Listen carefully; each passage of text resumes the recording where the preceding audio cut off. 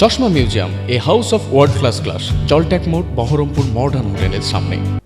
ভোটের আগে মুর্শিদাবাদ শহর তৃণমূল কংগ্রেসের অন্দরে গোষ্ঠীদ্বন্দ্বের ইঙ্গিত মিলল পোস্টার ঘিরে। শনিবার সকালে মুর্শিদাবাদ পৌরসভার সামনে শহীদ বেদি এবং লালবাগ সিঙ্গি হাই স্কুলের দেওয়ালে একাধিক পোস্টার চোখে পড়ে। এই পোস্টারগুলিতে তৃণমূল কংগ্রেসের রক্ষা কমিটির নাম উল্লেখ করে লেখা রয়েছে, তারা সাউনি সিংহ রায়কে প্রার্থী হিসেবে মানতে নারাজ। পোস্টার ঘিরে এলাকায় রাজনৈতিক মহলে শুরু হয়েছে জোর চর্চা।